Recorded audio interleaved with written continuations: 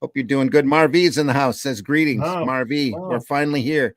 I'm joining the conversation. Oh no, Matt Black Gaming says. Well, you're welcome to. We got a great book to show you. I got to go through and switch my Facebook around here now that we're up and running. Give me just a second to do that. Here we go. Come on in, everybody from Facebook. We see you out there. We're glad you're there. And you were glad that you waited for us. We're starting a little late, but we're going to get things underway. We figured you didn't want to hear us talk about politics on a comic podcast. So here we are. No, isn't that an amazing thing? Let's not put politics in the comics. That's two tardies now. One more in detention for you all. All right. Thanks, Matt Black. Well, it's better to be here than to not be here. 2 weeks ago, we had trouble with our StreamYard. So, no, you had trouble with the StreamYard. I didn't have any. Yeah, we were ready. StreamYard was I was ready too. The main StreamYard wasn't going to kick us in unless we had the secret code. Anyway, folks, we're glad you're here. We got a great book to look at. Kind of an unusual book. Sarah in the house. Sarah. She says, Glenn. Carrie says, hey, gents. Glad you're here, Carrie. Thanks for joining us. She says, hello. Where's Rex? We're not sure where Rex is. Carrie, he's around. He did post in the chat there. It says, hey, hello. Yeah. He's just not here. He might be having a hard time with his getting his internet up and running. We'll get him to put some red stripy jumpers on and see if we can see him from orbit. Yeah, I think he is on. It's just that his delay is so long. It's going to take 4 weeks before he answers. Oh, that could be too. Yeah, he's had a lot of delay problems. StreamYard apparently, or whatever, is glitching up on us with him. Yes, you did. I had to call the Samaritans to get over that trauma. I'm sorry, buddy. Sorry, Matt Black. We hope you survived it. I did make a note on my Facebook that we weren't going to be on because of StreamYard problems, but nobody goes to my Facebook page anyway. Because someone was on strike. Yeah. Oh, no. They were, we need better. We're going to do a security test. Let's throw everybody off StreamYard and see who can get back in. Well, in order to get back in, you got to have the secret code. So the secret code. I had to get that from the boss. So see, Russ, the secret code. Don't tell them, Pike. Yeah, thanks. Don't tell them, Pike. Joke's on you, bitch. I love this shit. All the more fun at podcasting right there. Here we go, folks. Going to run the opening. We'll get this underway. Here we are.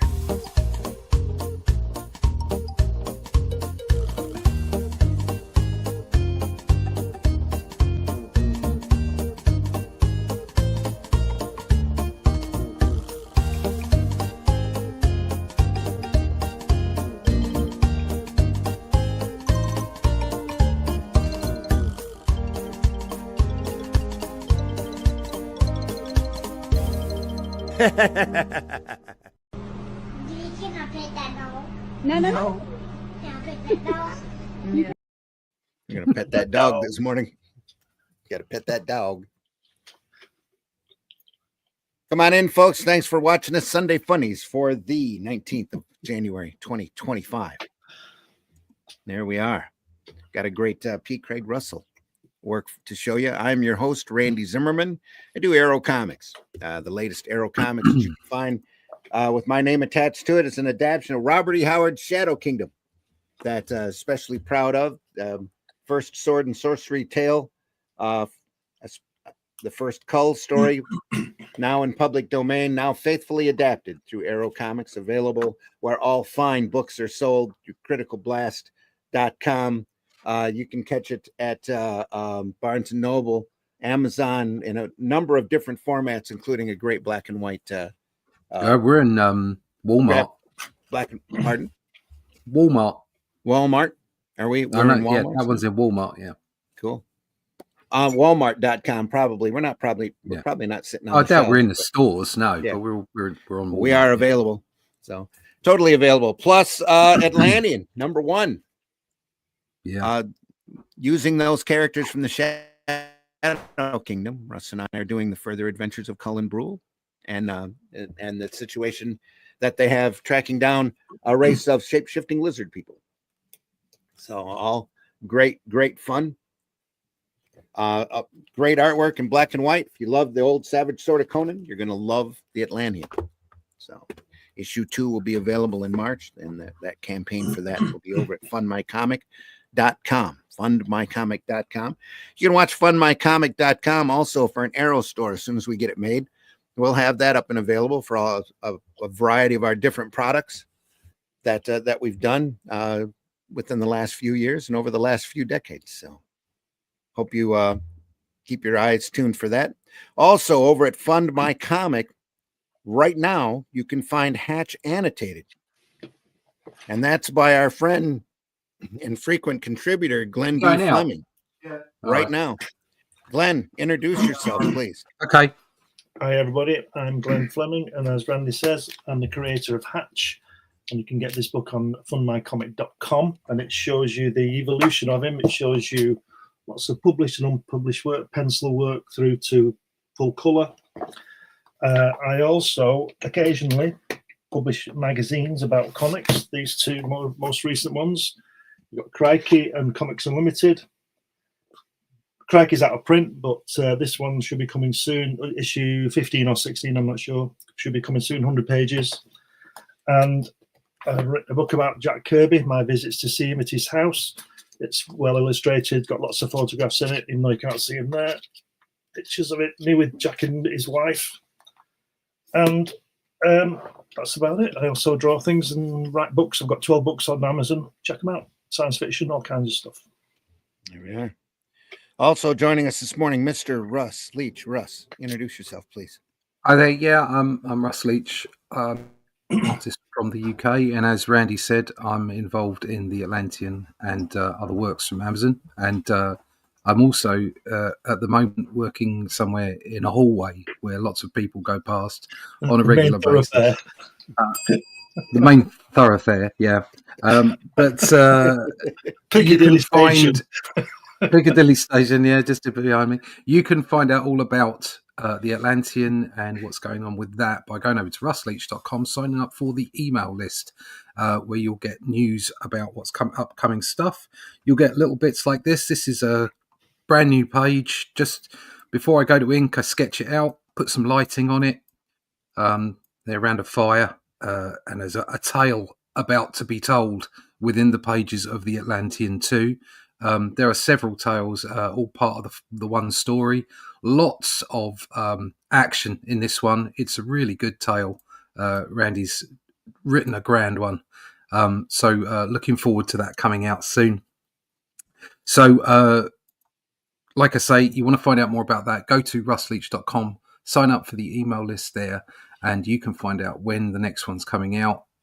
Going to Fund My Comic first and then out to retail afterwards. First time you'll see it is in March. So, yeah, sign up for that email list. And that that story that Culler's about to tell is a plot by Charles Santino, who we've had on the program a couple of times and has had experience writing Conan for Marvel. So that's a big writer in his own right. So go ahead. Sorry. Said Pedro's in the chat. Oh, excellent. No, Pedro. not Pedro. Oh no, not Pedro. That's a new program coming to you from Fox this December. Oh no, it's Pedro. Yeah, he's Here's a question for you. Here's a question for you. If Pedro wore a hat, would it be a Panama? Ah, there you go. I bet he's got one. He's got to. It's next to his rifle. Double Flyer says, "Hey, Carrie, yeah, babbling baby. Yeah." Sarah says, and if Sarah asks, we try to accommodate. Here we are.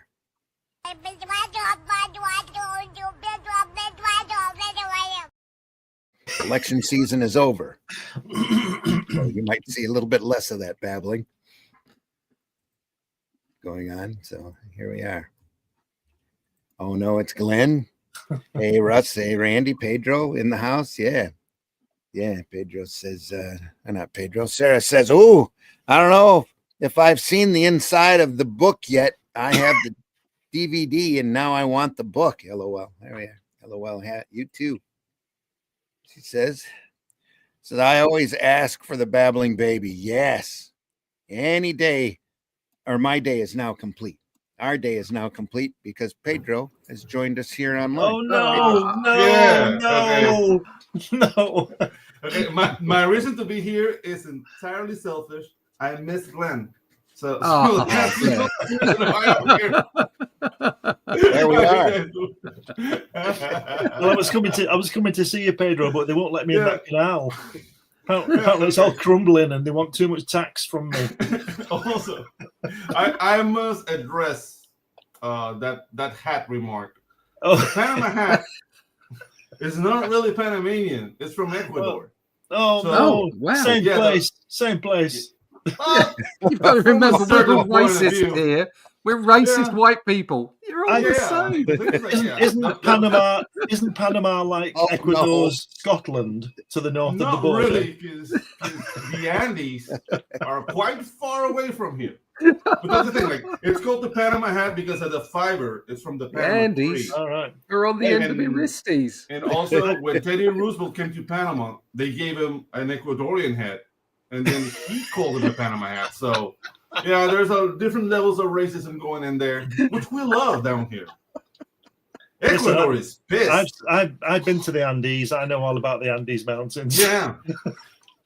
Russ just said, "Andes, they're at the end of our wristies." Although, yeah, big sombreros are Mexican. The Panamanian hat is called the sombrero pintado, and I don't wear it because of my shaded skin. I look ridiculous in it. It's something Nothing to do more... with the shade of your skin, Pedro. No, well, that too. That too, but yeah, I like to keep things civil. So I found the least offensive excuse. So it's my color of skin. That and his sombrero matches his poncho, and his poncho is currently at the cleaners. Yeah, exactly. And a little cheroot while you're shooting people. Oh, yeah, the coca leaf, so I can work great distances through the mountains we don't have. Yeah. All that. Oh no! And that, folks, is the end of today's show. Yeah. I derailed everything. I'm sorry. Yeah. We're here to talk about comics. Sarah says, "Vote for Pedro." I'm sure you've heard that a lot. Oh yeah, dude. Like the thing is, like I should have ran from office when that movie came about. It would have been way easier, but I'm an idiot, so I did it. Well, you should have ran from office, not from office. There you are. No, dude, you want to run from office when you're in Latin America. The corruption is just wow. Like you get out of that a millionaire out of there. Wow, there's so many like 2.8 average idiots with houses and yachts just because they ran for office. It's no different up here. It's just that Yeah. they're figuring out now that it's illegal, so they just Oh, they No, just no, made the it thing is entirely that- legal. Randy, what you don't know is that if you accuse somebody of corruption down here, they get offended. Yeah. Yeah, there's like, how dare you, sir, with the Rolex? It's just like, yeah, That's It's not awesome. that's not a bribe. That's a lobbyist gift. Yeah. exactly. It comes with the office, sir. Matt Black says, "Damn, I was wrong. It's a baseball cap. Damn you, Pedro, for removing my vision of a big Oh, no, sombrero." LOL. I just like to keep people on their toes, you know. It's just like, wow, like I can And give you do. Yeah, okay, right. Yeah, You can see it back there, but I have my plantain machete, which is very telling that I'm the Caribbean, but I'm not just gonna show that. That would be like 4D chess racism against myself. Yeah. Yeah. We're not here for that. Night Music 1, folks. Pete Craig Russell. Oh yeah. My copy's a little singed. I rescued it from a fire, but Ooh. I've never Whoa. seen this. It's going to be good. this is from Eclipse. If anybody remembers Eclipse comics from way back when, the original price on this was $4.95. quite an expensive book in its day. Written and illustrated by P. Craig Russell. Lettering by Tom Orzechowski. When was it published? It was published in Early 80s, late 70s, early 80s? 79. November of 1979. There you go. Wow. Not too Great year. Over 40 years. Yeah. There is an introduction by the great Steranko from October of 79. Randy, I don't know if you know this, but your camera is throbbing. Yeah. It is. Yeah. Gotta get it to stop here. It's got excited for the book. Yeah. It's just excited. It's turgid. It's an old camera, so That's all right. It's all right. Every chance it has to get excited, especially that. Yeah, exactly. It's an event. It's an event. Once you get that old, don't waste it ever. Oof, ever. This book dude. with affection and gratitude, dedicated to Dan Atkins. Dan Atkins. Breakdown on the Starship Remembrance. Dude, look at that ink work, man. Inks and zipatone work. Nice. Just amazing stuff here. Yeah. Some great artwork. Great stories.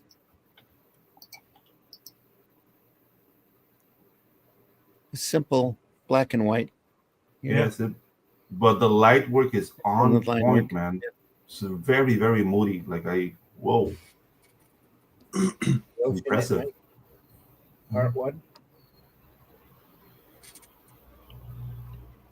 Just a hint of zipatone here and there, just to keep things broken up. So it's done in the 70s when zipatone was king, long before Photoshop. Yeah.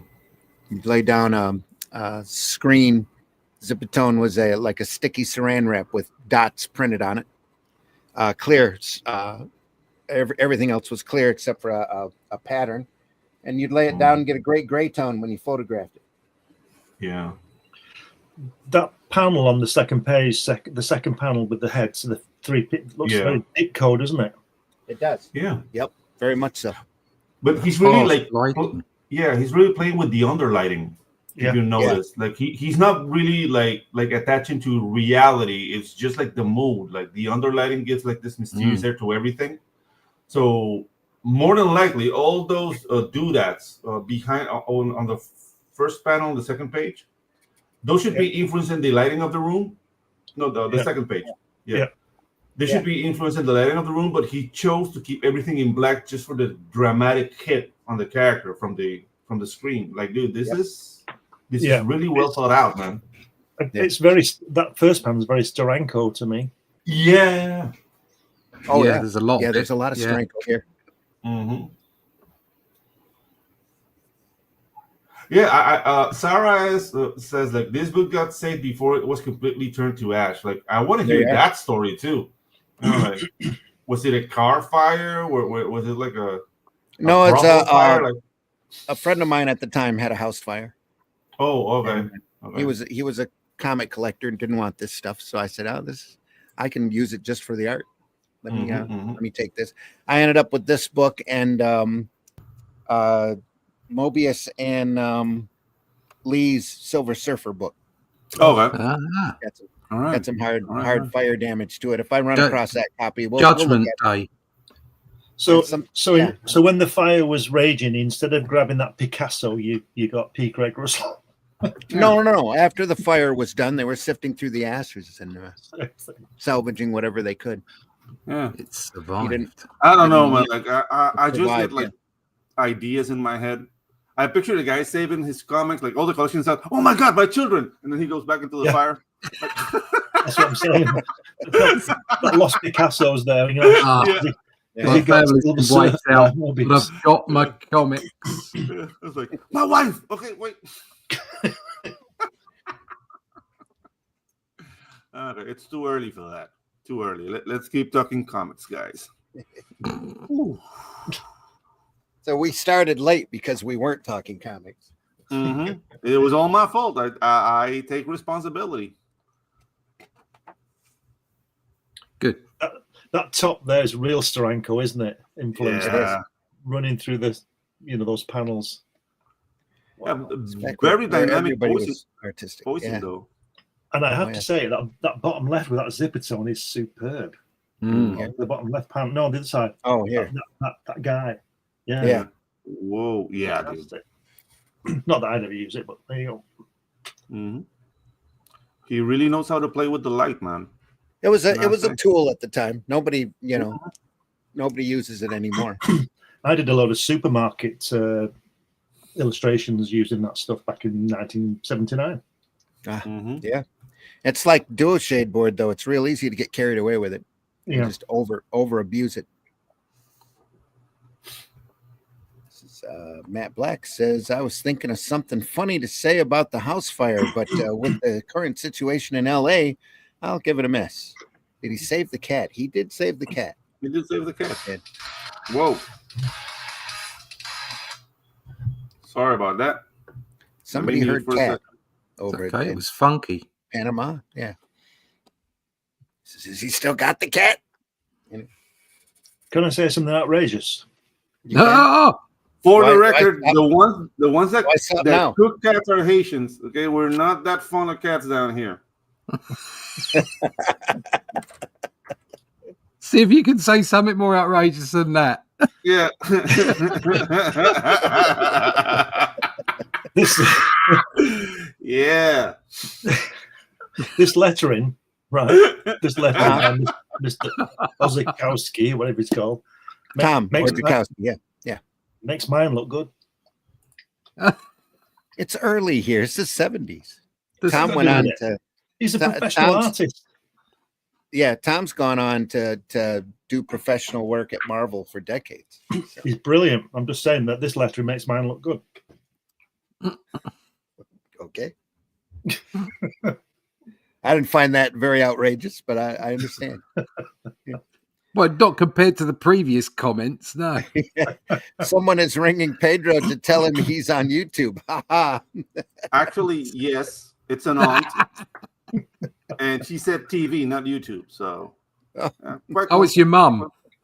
Oh, my mom's doing great. She's making pancakes. Pancakes. He's a big fan of the show. Hi, Pedro's mom. So I was watching YouTube and suddenly your face showed up. What's going on? Just like Yeah, you know, my listening mom to is old- all into old farts. comics. I was gonna say she's just into listening to old farts talking comics. Yeah. Are you eating enough? I don't know. She just turned 80, but she's sharp as a tack, man. Like, she keeps me on my toes. That's what they're supposed to do. Yeah. LOL, mum. Yep. Like this panel. Look at all that detail. Look, Yeah, it's fabulous. Yeah, let's see some but body I don't think they should have put the tone on there because we're losing that detail. But again, Yeah, it's very Steranko, isn't it? Yeah, he did it on purpose in order to draw. Oh you. yeah, I realise. I know what he's done, but I wouldn't have done that. Yeah. Which is why we're discussing his work and not mine. Sarah says, "Oh man, an ex of had a bunch of fireproof long boxes. Just now thought of that. An ex-boyfriend. Yeah. So you see, guys, in Panama, we eat pancakes, not cats. This look great. Mm-mm. Meow. Meow. And Yeah, and the cat was not called Pancake, okay? Just for the record.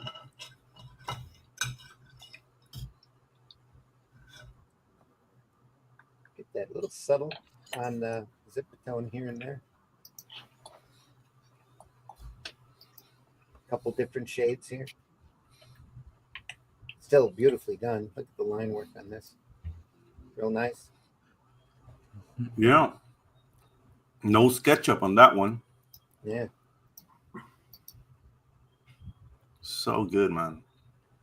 Even though, like, you notice, like, the monument little, like, I don't know, the things that's gray. color here. Yeah, it's very flat, but the Yeah. coloring makes it pop. Yeah. Mhm.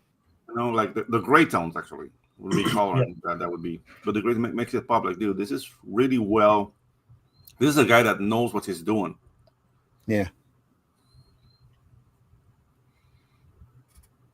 And we've looked at Russell's work before with the Elric material. Wow, look at that. Dry brushwork here. Beautifully done. Lovely, isn't it? Look at that. Very I think 70s. this is so much better than that Elric book. Yeah. Sorry, but it is. It's like that Jean Day book that we looked at. Man, about 6 months, maybe 8 months ago. It's right during the same period. A lot of zipatone, a lot of beautiful black and white illustrative work. It's really at a peak for this kind of material, I think. Just love this whole layout. Yeah. Yeah, it's good, that, isn't it? There's a little extra space at the bottom for the letterer. Except for the stars. The stars are too big. Otherwise, Yeah. It's always difficult to do stars oversized like that because you never know how much of that stuff's going to disappear. Yeah, exactly. Like, you're at the mercy of the printers. So Yeah. I guess he went on the safe side. Yeah. But it's a nice moon. Yeah. Beautiful moon. The moon's Almost nice. photographic there. But again, the panel that's catching my eye is the bottom right panel, the one with the bottom left. Sorry, or of the first page. The one with the light. Yeah, dude. Like how the halo of light accentuates the shadows on him. Yeah. You know, because they're like the sipitone, like defining what like the light's hitting. Yeah. Yeah, and then like the shadows of him look like if you squint, like everything is volumetric. You know what I mean? Like you can feel like the volume and the depth of the, and it's done simply. You just have to know what you're doing. Mm-hmm. Yeah. Matt, Sarah says, I love the depth of the eyes that are added in here. Yeah, it's a bit Gil Caney, that shot, isn't it? Very much so, yeah. Up the nose shot like that. Gil's known for that. Nose. Yeah, I was thinking the same. Russ, the moon almost could be a photo. Yeah. Yeah. Almost. Yeah. The moon. Done all dry brush La Luna. work here. It does almost look like he used a photograph on it, though. Yeah. Probably.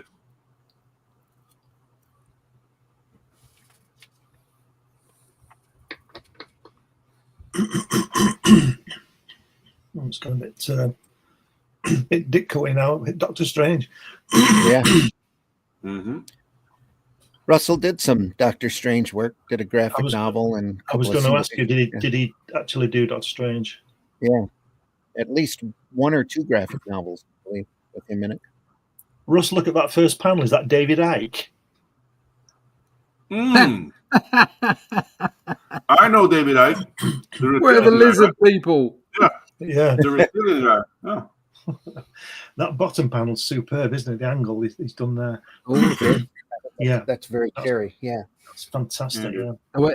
Over on the right hand side, the bottom. I mean, all those panels are fab. That panel where he's running, there's lovely motion in that. Yeah. But again, all that machinery and the way that guy's standing, very straight leg on his standing leg. Yes. And the floor being the bottom of the panel is so Steranko. Yeah, and you can tell on his knees as well, can't you? The knees is drawn, the Steranko knees. Fantastic, isn't it? The harsh lighting and the inking here very much got that feel to it. Go ahead, Pedro. Glenn, I blame you for this.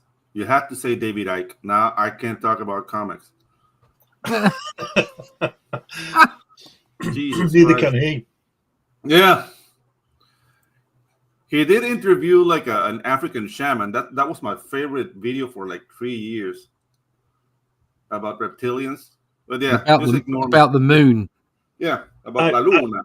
La Luna. I interviewed David Icke for my undercover magazine back in the 90s. Why would you do that to yourself? Because I wanted to see what he was about. Oh, well. Interviewed him in person. Really? Yeah. He's a pleasant fellow, isn't he? He's all right, yeah. He's okay. Yeah. He just throws things in. It's really weird. You're speaking to him, he'll be talking about, the lizard people, and he'll throw in that the Rockefellers have had an intergalactic starship since 1901. Nice.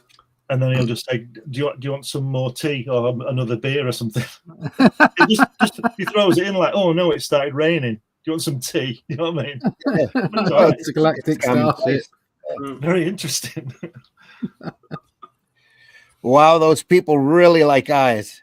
They're almost in every page you turn. Yeah, this is all P. Craig Russell's work here, Sarah. This is one The person. windows are the eyes to the soul, said a hippie at some point. Probably the short story work, just like the Gene Day book that we looked at some months back. A bunch of short story work before they became full-fledged professionals. So yeah, you're going to see a lot of influence from Ditko and Steranko and those people that he cut his teeth on, because that's what influenced his artwork. Yeah. Best What he form of liked flattery.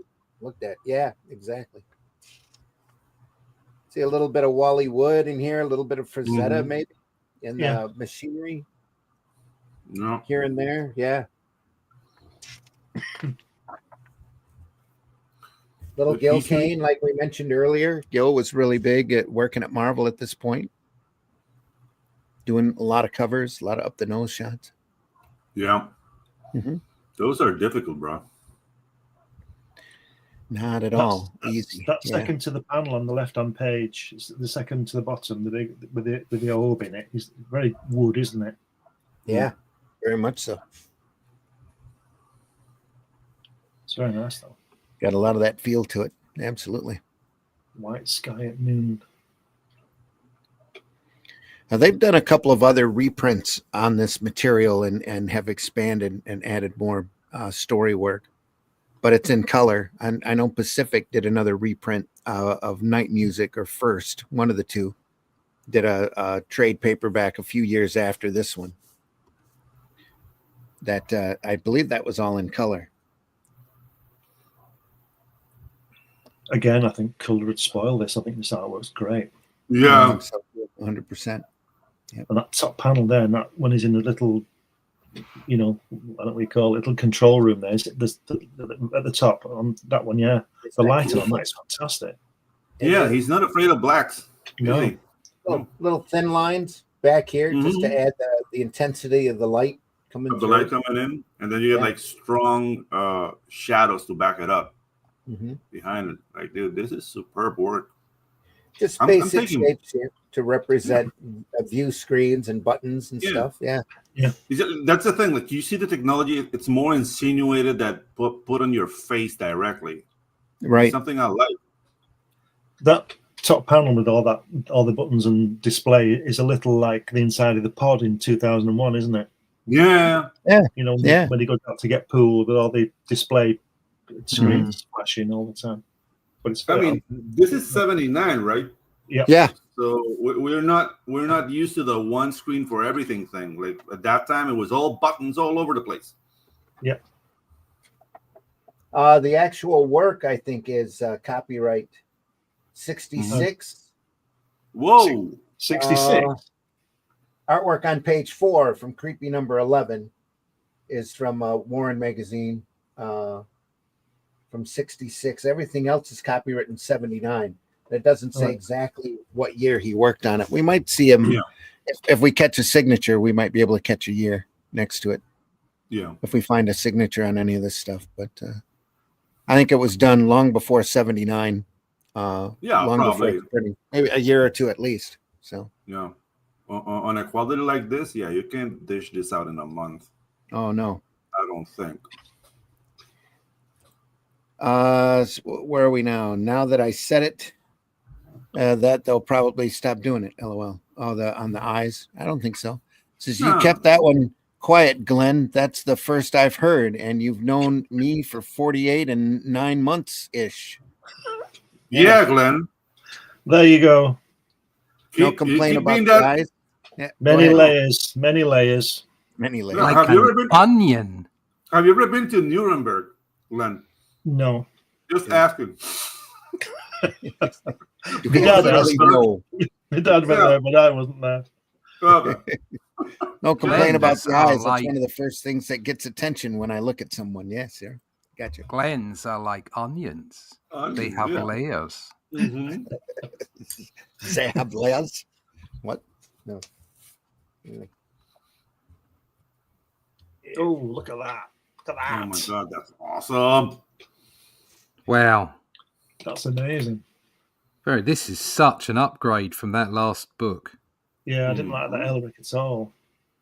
That face, the lit face, fourth panel on, that's a little Barry Windsor Smith-esque. Yeah, it is. Yep. You can see a lot of that influence there. Probably the same basic influences buried to P. Craig Russell. Yeah. Nice clouds as well. Look at that panel there.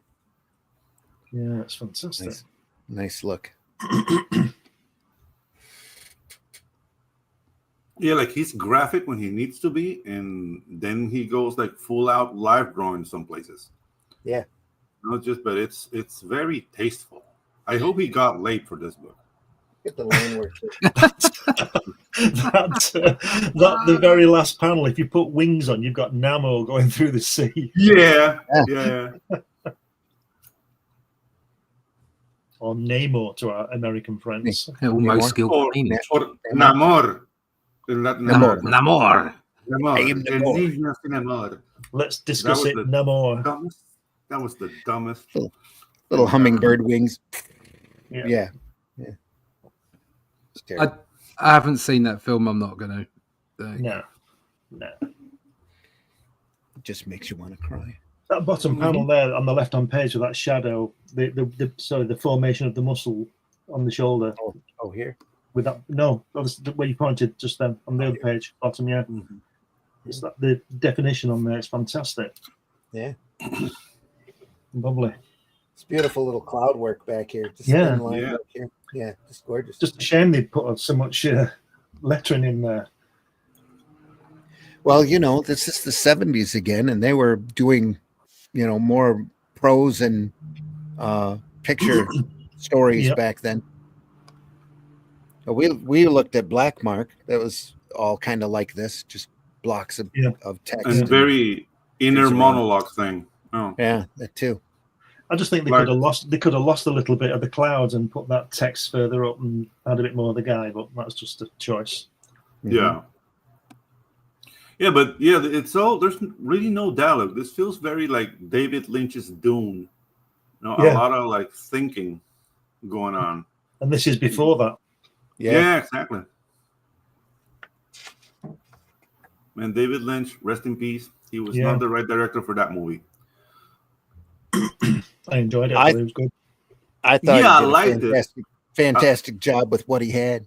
Yeah, I liked it because I love the books, but the book is just inner monologue, most of it, and that doesn't translate way good into movies. You know how many close-up of Kyle MacLachlan raising an arrow, thinking about something in that movie, like count it and take a shot. You won't get past like half the movie. Yeah. Apparently, there's I might be wrong on this. You might be able to put me right. There's Patrick Stewart was in it. Captain Picard was in June. Yeah, it was Gurney Halleck. There's something like 15 minutes of him cut out. Yeah, there is. Because that character isn't developed. Is it? What's he called? Gurney Halleck. Gurney, yeah. He's not developed at all, is it? He's suddenly sort of in it, and then he's not in it after a minute.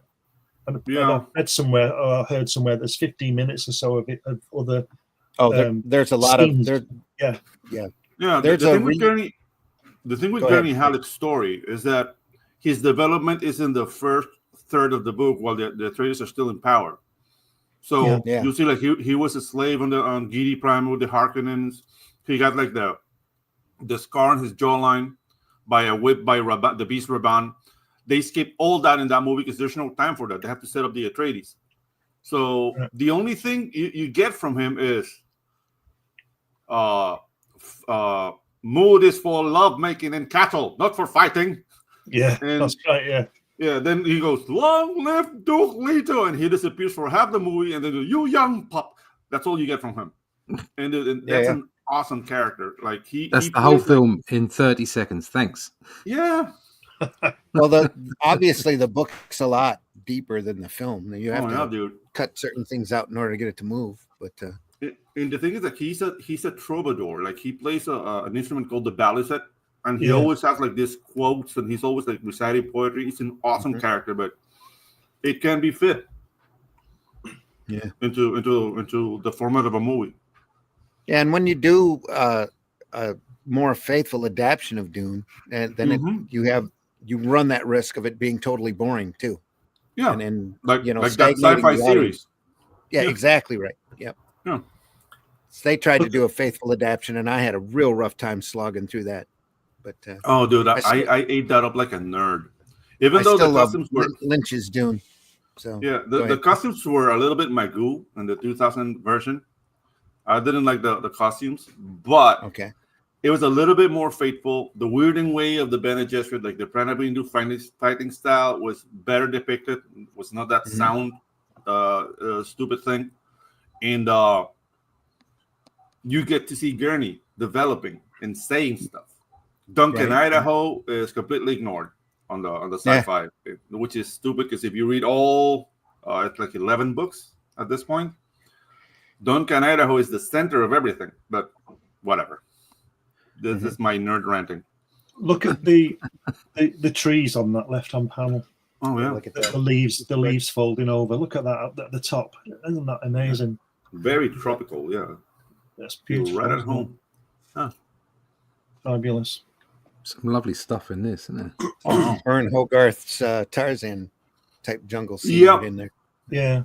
And the Reminds back me of a lot that of head that foliage. there looks little like Michelangelo David, doesn't it?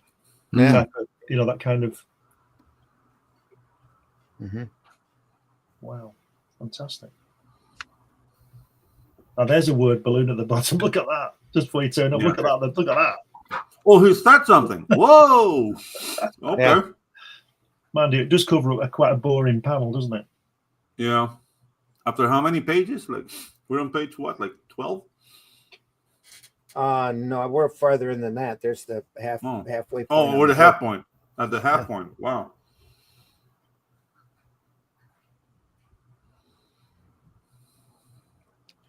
Try to center that. There we Has are. Russell written this as well? Yes. Right.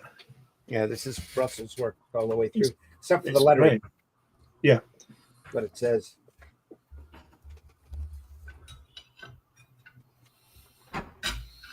Yeah, written and Oh, yeah. illustrated by Yeah. Russell. Lettered That's by fantastic. Ertikowski. Yeah. Hey, listen, the scary thing about P. Craig Russell is only 4 years older than I am. Yeah.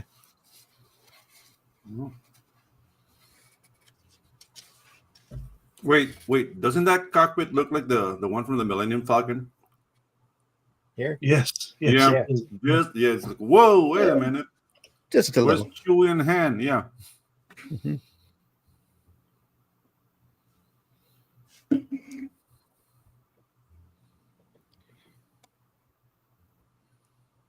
Marvy says,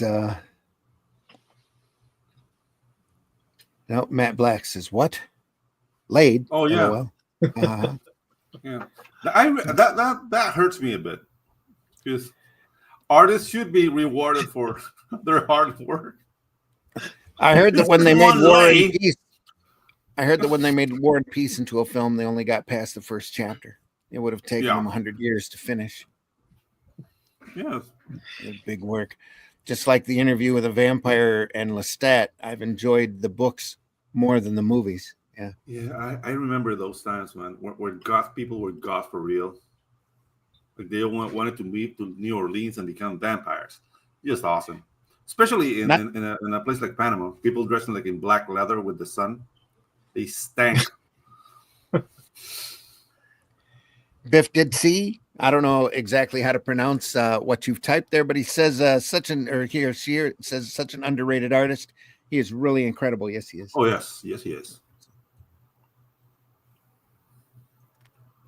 He'd be a good poster designer, wouldn't he? Yeah. Maybe he was. Like, I don't know his career. I'm sure he's done that. Yeah. Many of those in his time. Yeah. And there's the pod from 2000 and 2001 that we're talking about. Yeah. Yeah, the Yeah, ship, right?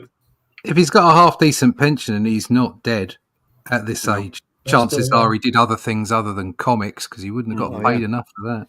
Oh yeah. Yeah, when you don't last long when you're starving, so yeah, more than likely he was doing all the things. He's really known for a few things at Marvel and his Elric work and adapting a lot of Wagner operas. Mm. So I noticed him, caught him when he did Killraven, War of the Worlds, back when I was a kid. I just ate that stuff up, and it's a huge change from the previous artists that were on the book, but that Yeah. it just really stepped up. You I've can been thinking I need to though. go back and reread that material Yeah. again. You can see though on Killraven where he was under the cosh as far as Deadline. deadlines were concerned, Yeah. because this work is like, Yeah. apart from a couple of places, it's like super solid. Mhm. Yeah, is bigger drawing. It's beautiful, great stuff, Yeah. lovely shading. But you look at the Killraven stuff, and he was obviously, Rushed in quite a few parts. he wasn't getting the same time to get the quality that he's got in this book. Maybe Yeah, he not at all. didn't like it. Maybe he didn't like it so much. Maybe, I yeah. think it was It's a always time that. crunch. He stayed on that book the longest, right up until it got canceled. So, Right. but he did have a rough time making deadlines. There's at least one Keith Giffen fill in that run, and a couple Right. of stories that were bookended. A couple pieces of original art, and then they reprinted a story in the center. I think at least one of those were like that. They had deadline problems at Marvel during that period because they absolutely had to get a book in to the press at a specific time, or they got heavily fined. Didn't Shooter sort all that deadline thing out? They were all the books were running late when he got to be chief. Oh yeah, that was around that time, wasn't it? 78, 79. Yeah, And that's I'm one of the sure- many problems he ended up inheriting. Yeah, Yeah, and he sorted out, didn't he? he did. Shooter did a lot of good for Marvel, especially when it comes to Jim Shooter's continuity, great. flow, and He's and running stuff. Absolutely, very underappreciated. I think. Yeah, he gets a lot of bad press, doesn't he? I don't know why. He must. He gets a lot of bad press off artists and writers because they're creatives. I know I'm going to make a lot of people unhappy here, but I've come from just like you, Glenn. I've come from a schedule-driven job where I have to get stuff done. Yeah, and I think up until Shooter got in there, it wasn't. Although there were people up against it, it wasn't quite the same. He was much harder taskmaster. Yes. For everything. And it was the product was just as important as the story. gotta get it out. Often creatives have issues with that. They have problems with that. So it instantly put them at loggerheads. I personally wouldn't have had an issue with it because, like you, I've been, in industries where it was, get it done or leave. Yeah. So, guys, excuse me for a second. I don't want your damn fish. I'm sharing culture over here. Shut up. Go ahead. Sorry. We should tell everybody who's not aware, Pedro's in Panama right now. So. Yeah. Allegedly. And the fishmonger comes about with a megaphone every morning, spelling his schlop, damn, making me look bad. I think he's in his villa on the top of the Andes. No. Yeah, the Panamanian Andes. Yeah. I'm just going to call you B, whoever you are, with the fantastic Burgess Meredith icon there. He's still alive. First discovered him for his Elric books. His style is very reminiscent of Alphonse Mucha and other Art Nouveau artists. Yes, very much, very, very influenced by that. Absolutely. More eyes, Sarah, right there. Yeah, see, there's a lot of eyes everywhere. Man, I'm trying to be a man of culture over here. Sorry. That's an interesting panel. Oh yeah, dude.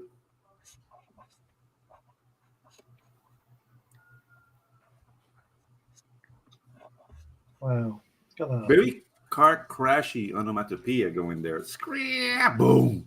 Yeah, that boom's Yeah. Steranko, isn't it? Yeah. Very much. It's that I know what this has reminded me of more than anything else in What's that? these pages, and that's Whatever Happened to Scorpio, which was yes, Nick yes. Fury, Agent of S.H.I.E.L.D., Yeah. Steranko, Yeah, spectacular. Nick Fury Shield one, wasn't it? That? Yeah, and that particular story, there's so many bits in this that are jumping out that make me think of that story. Is that the one where Is he's that- climbing that big tower at the beginning? I think it's in the story, but it's not that issue. Right. Yeah.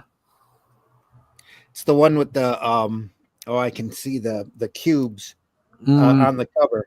They're like blocks that people are Yes. walking around. Yeah, Yes. But that great. feel, everything about that is very much here, Mm-hmm. which is a good thing, you know. Hardcore influence. Yeah. And Yeah. if you look at the panel on the top right, as we're looking at it, with the finger pressing the button, the click looks like it's part of the display behind. You don't see it. Yeah. You see it in both. It says click. Oh God, yes, That's the Steranko. very, ism. yeah, superb. Nice anatomy on that boy pouring that whatever it is on that. Yeah. Isn't it? Yeah. It's Mm. great. Yeah, lovely balance in him. Yeah, Yeah, not over muscular, just no, nicely trimmed, you know. Mm-hmm. Boom. Great the way he's walking away and looking back at the bottom. Yeah. Fantastic. And that no smoke, those clouds, you know, yeah, it's fantastic. Well done. lovely movement all round. Oh yeah, dude.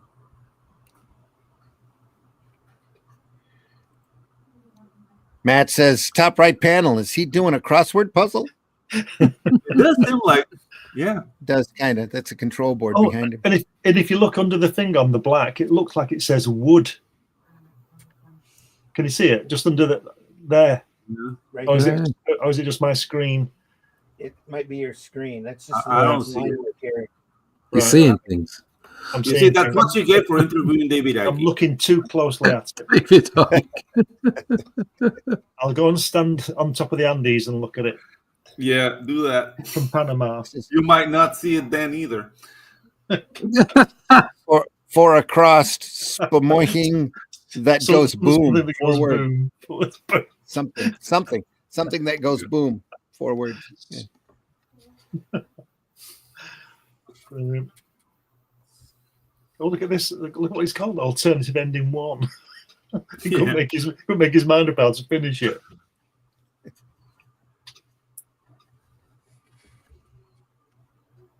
Oh yeah. See what you mean? Divergences. Yeah, I bet he's talking to his wife about that. I don't know how to end it, and she said, "Well, do both." Yeah, exactly. Yeah. Yep. Yeah.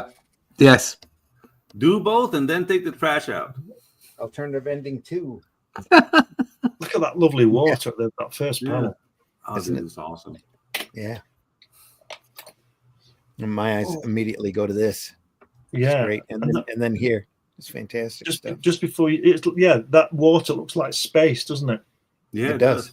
Yeah. Sort of mirrors it. But look at that fourth panel on the first page, the underneath looking up where he's floating. Mhm. That one. Yeah. Look at that. No, it's more like his reflection on the water, more so that he's Mm. floating. You can see the feet. Yeah. So it's Yeah. like a Yeah, it's a reflection, isn't it? Yeah, it's Yeah, lovely. His reflection, yeah. that's awesome. And then the lighting on the right-hand page as well, just great. Matt says, damn these fingers of mine. That's all right. I do Yeah, the dude. same thing all the time. Dude, could you imagine like achieving all this like difficult, beautiful artistic panels and then being told to take the trash out? Yeah. By your wife. It's just Without sounding big-headed, yes. Yeah. Yes. Yeah. Exactly. Yeah. That doesn't happen to me because I don't have a wife. But when I did, yeah, all the time. The way he's rendered that nebula in that last panel is fantastic. Oh yeah, Yeah. dude. little That's bit of great. Al I prefer- Williamson mixed into the Yeah. mix here. Yeah. I prefer the second ending than the first one. Couple Yeah, different dude. shades It doesn't of, go boom.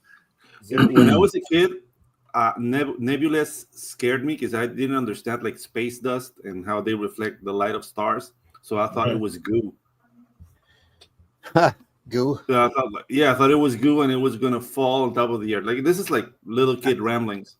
Sure. You know, I was scared of it. Yeah, it's like, that's why I never became a doctor. 'Cause I'm an idiot. Well, tomorrow night it's telescope time because 7 of the planets are aligning. Oh, Yeah. So, so the doors are gonna open and Eldritch Starers are gonna walk into a realm. I'm hoping that the cloud will go away. Yeah. Won't see it again for 25,000 years or something. Mm.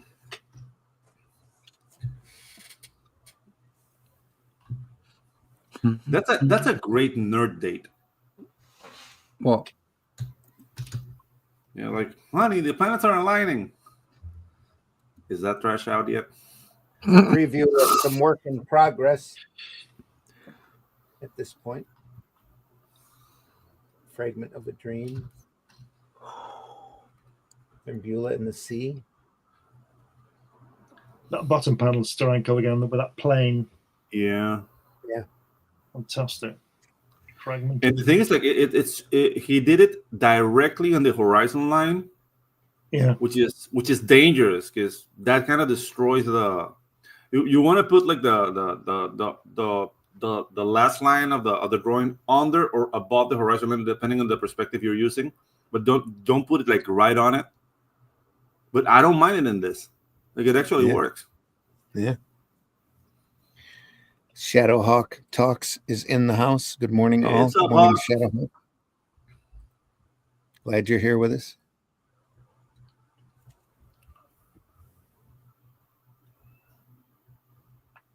Well,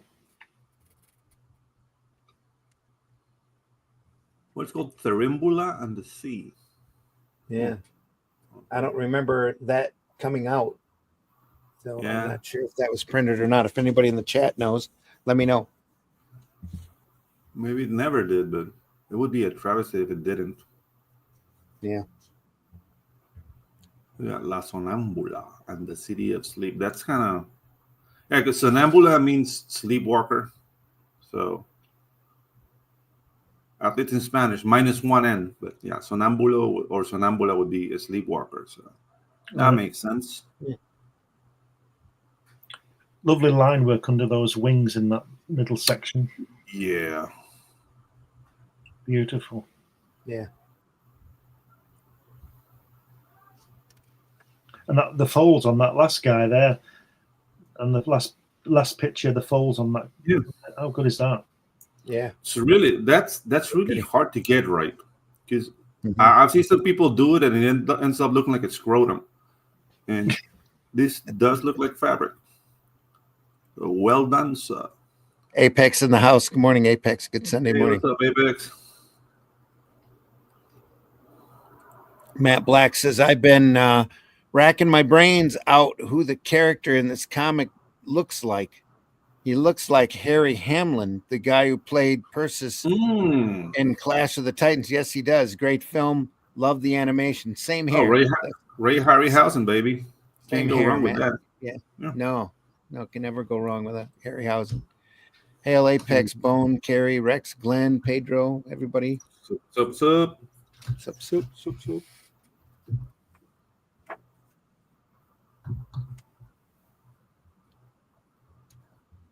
Those stars are awful, aren't they? That's just a real letdown, isn't it? Oh yeah. What the hell, man? They don't look like that, do they? So it's made to be surrealistic to kind of put you in that fantasy setting, right? Okay. Oh, it took me out. And that odd-shaped sun. Yeah, it does. Yeah. Or moon, whatever it is. No, the little one below it. Oh, here. Yeah. Yeah, that is kind of goofy, Yeah. especially with this draping over it. I mean, it's a work in progress. He had plans for that, I think. The stars, there's no excuse for that, but yeah, that little like oblong shape down there might have been something for the dragon, like maybe like a portal, like who knows? Though you see a reflection in the water on the weird shaped balloon, but not from the moon.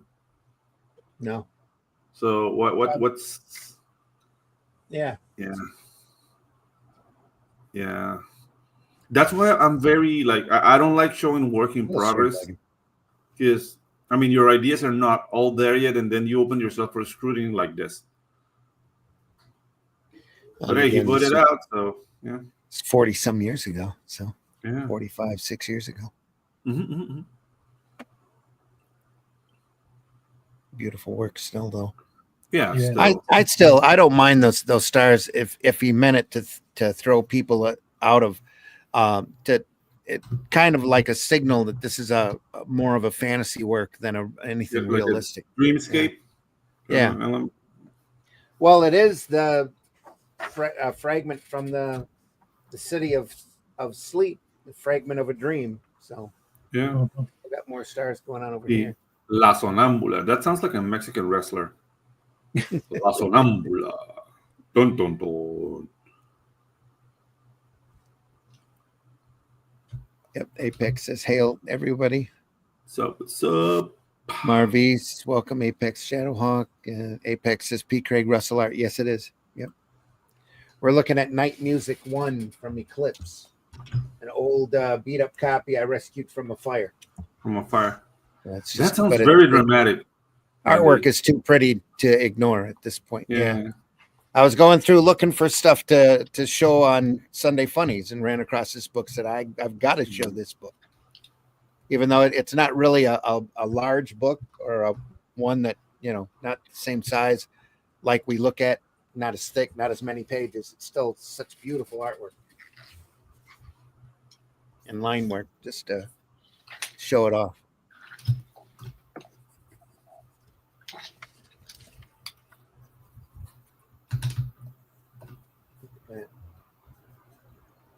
That took a couple minutes. Yeah.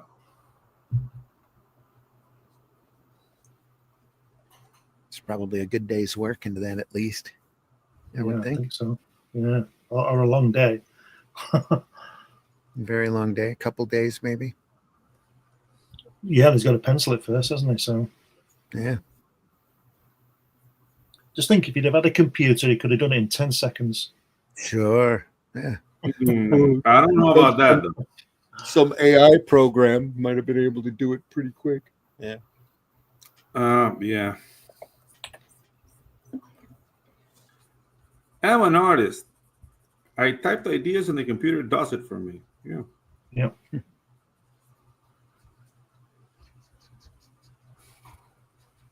Did this come? Was this before Elric? Oh yeah. Yeah. Was Elric about 83? Yes, I think so. 83, 84. Right. Because this is But far superior to that. and again, this was probably done a long time before they printed it too. This is Mhm. probably a collection of stuff that Russell had in a drawer that he pulled out and showed to Eclipse, and they had to print it. He might have been sitting on this for 5-6 years. Yeah. He'd be about 28 when this came out, so maybe Early 20 worst, mid 20s Yeah. work. Yeah.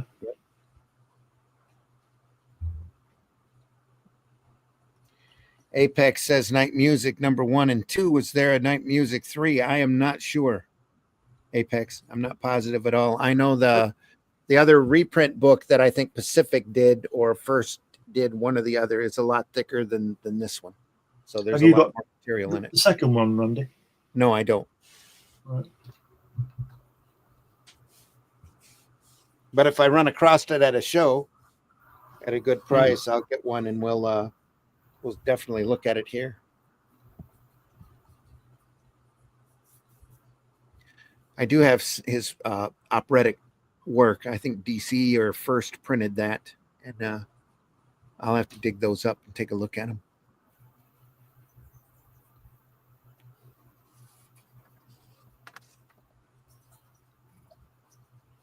Wow.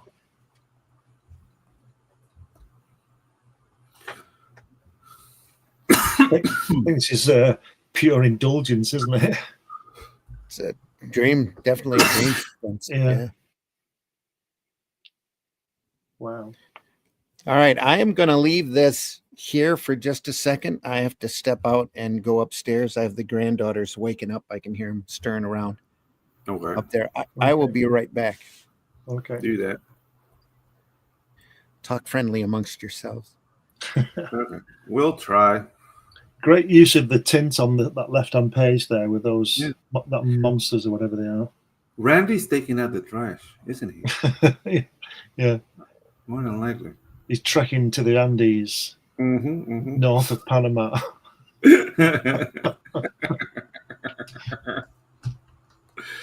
Ah, Jesus. He's going to Limon in Costa Rica. Oh, Costa Rica is not. It's not that great anymore. It has gotten very expensive for expats. Right. Yeah, and that's a cycle that happens. Like, oh, this is the best country to live, and then the locals learn it's the best country to live, and then all the prices go up. And then they'll go north. Yeah. So right now, Argentina is a nice spot to go. They're a recovering economy, so if you go down now, you can get like reslate for really cheap, and things are gonna look good for Argentina in a couple of years. So, if any of you guys are thinking of escaping Europe, yeah, Argentina is a good way to go. Just like the Germans did in World War II, you know. I thought they went to Paraguay. Oh no, they went to Argentina, Chile, Uruguay, and Paraguay. Like there's a bike factory in Argentina. When still today you can feel like you can get like the gunpowder residue, like the mix the Germans used. They were making bullets for the Fourth Reich, but they got caught. So yeah, rich history. Sounds great. Prime real estate. What else can? Yeah. Oh yeah, you're British, so yeah, that's the thing. 1982 might be a little bit touchy, yeah. But either way, like, have you ever seen how the Malvinas, the Falklands, sorry, the Malvinas Islands look like? It's a dump. It's just like grass and rock. There's not much going on there, but. Yeah. Just strategically important. Yeah. A lot of oil around there. Oh, dude, like Argentina right now has like the third biggest like natural gas reserves. Well, in the you've world. got gas, you've got oil. Yeah. Yeah, I've not got it, Randy. If I did, I still wouldn't give it to you. Sorry. Things, man. He's off to buy the second edition. Said no, I had to talk to the granddaughters. They spent the night up here. We just had our Christmas yesterday, so got a couple of great T-shirts and coffee mug. Beautiful zip-tone angel on the right. I don't need much, but got a great shirt. That's good. It's got a T-shirt with hecklefish on it. It says hecklefish is my spirit animal. Love that. Anyway.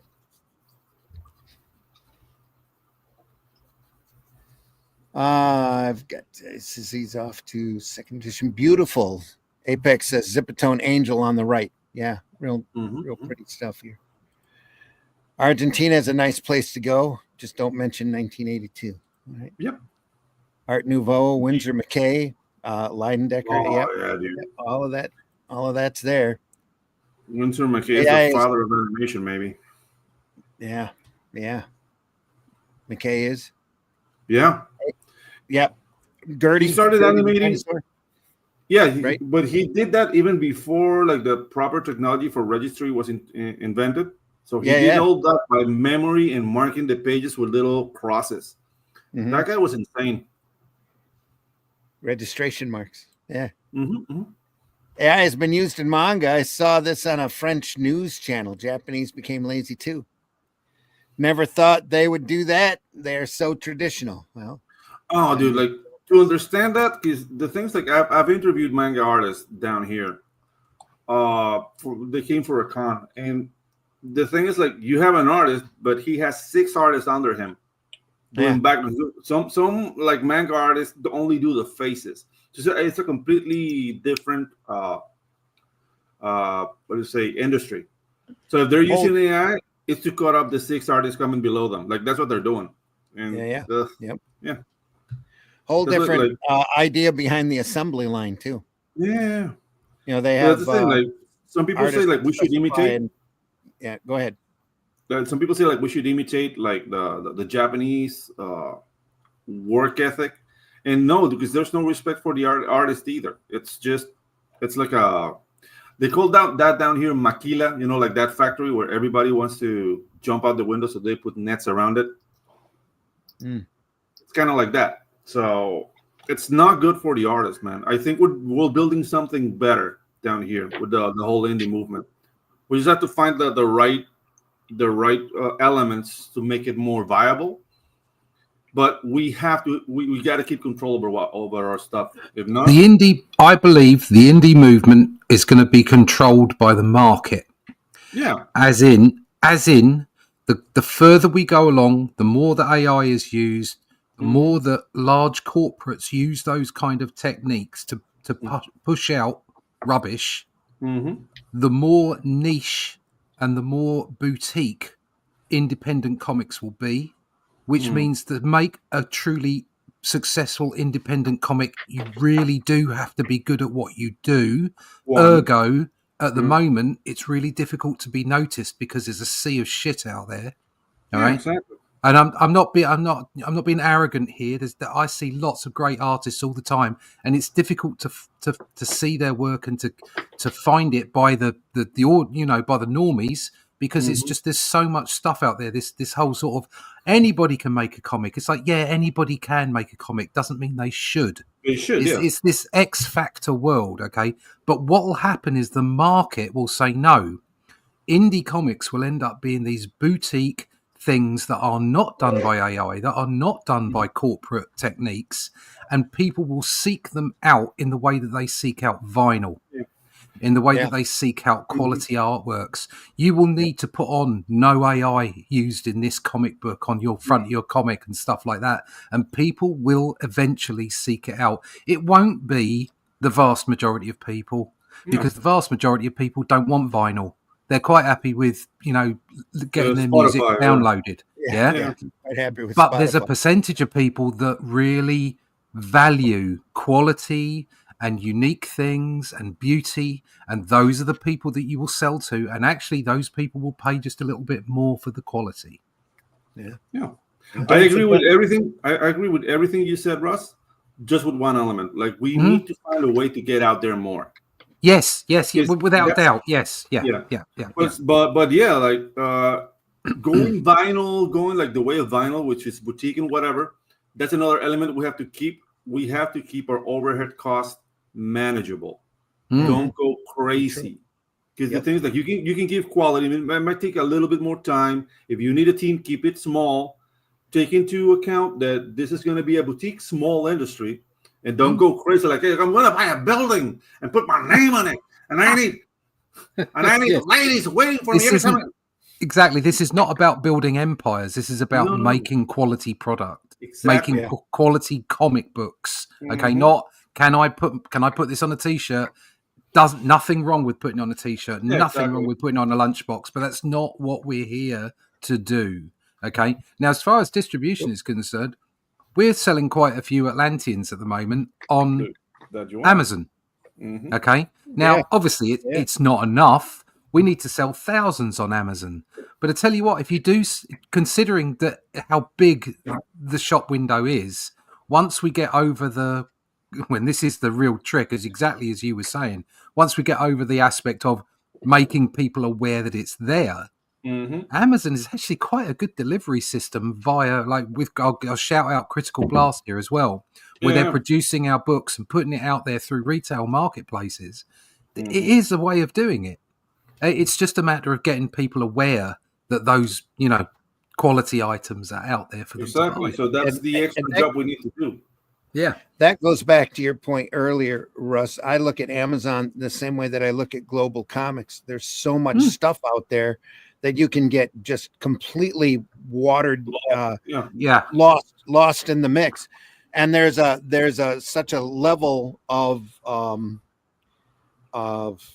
ordinary or bad quality material out there that the cream has a very hard time rising to the top. Yes. Yeah. But it is. that's another thing, because I'm hearing a lot of criticism about like what people are calling like influencer comics. You know, like influencers like, I'm gonna make a comic book, and everybody goes, ugh.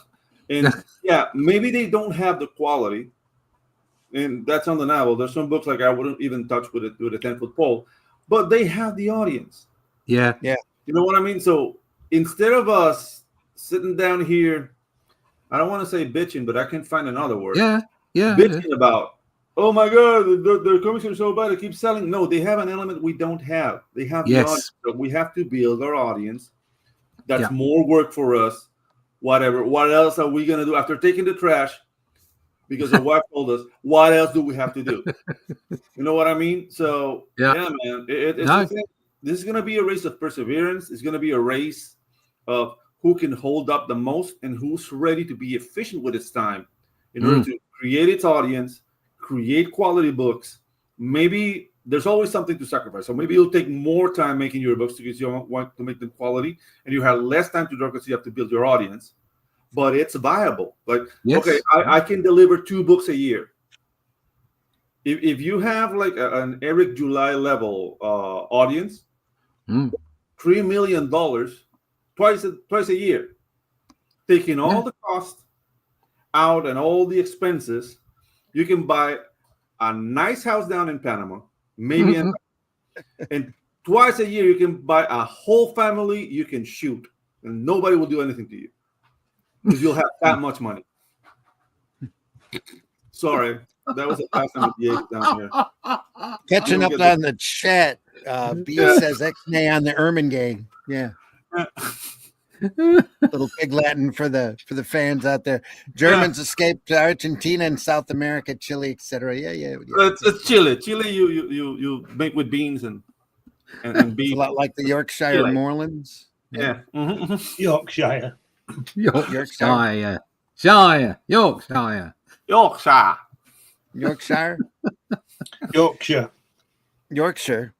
It's Shire, right? Yorkshire. Yeah, but that's not the way you say it. You don't say it. No. You say Yorkshire and Lancashire. Okay. Yorkshire. Sorry. That means that my wife's maiden name is Brookshire then, huh? Yeah. Yes. Instead of Brookshire. Yeah. Oh, okay. That's right. Yeah. Okay. All right. It's called English. Separated by common language. Yeah, I'll let you guys have your linguistic warfare over there. That's Sci-Fi 40s cover artist, forgotten his name. Virgil Finley is who you're thinking of, HR, probably. Wally Wood says that stippling artist. Yeah, that's Virgil Finley that you're thinking of, HR. Says we need the distribution. Hi, Russ. Apex Comics says some indie creators became mainstream. That's the way it is. Okay to be successful. The thing is, Marv-E is mainstream, at least, especially over here, isn't the same definition of mainstream, because you got these corporate comics. I don't think they're mainstream anymore, but you've got Dogman and manga, which I think is a lot more mainstream than those corporate comics are. Yeah. Well, your president's going to take care of that. And inflict tariffs? Is that what you're saying? Not only inflict tariffs, you know, like all the big companies that were backing all this DAI stuff are backing out from office. So I'm going to see like a huge downfall of all that structure of you're a bigot and whatnot. That's I think that's going the way of the dodo, man. Yeah, we're definitely seeing a change. Definitely seeing attitudes change, and not as much piling on. I think is going to be going on. Yeah. Yep. Let's hope so. Notice how everybody's screaming about Mr. G, but you know, like where's the appropriate chat about Mr. Piscor? You know, Yeah. It's quite disgusting seeing what's going on. Some of these people saying, "Oh yeah, well, I knew about it, or I wasn't sure about this person," and it's like, "Oh right, here we go." Yeah. Exactly right. Why didn't you say something at the time then? Yep. There was an idea even in the late 19th century that too much art in the marketplace was bad for art and artists. AI is just puts that on steroids. Yeah. Yeah. We'll see how that That's works the out. thing. Like, None of us notice. Mission passed. Yeah. Go ahead, Gil Pedro. Kane, bottom right.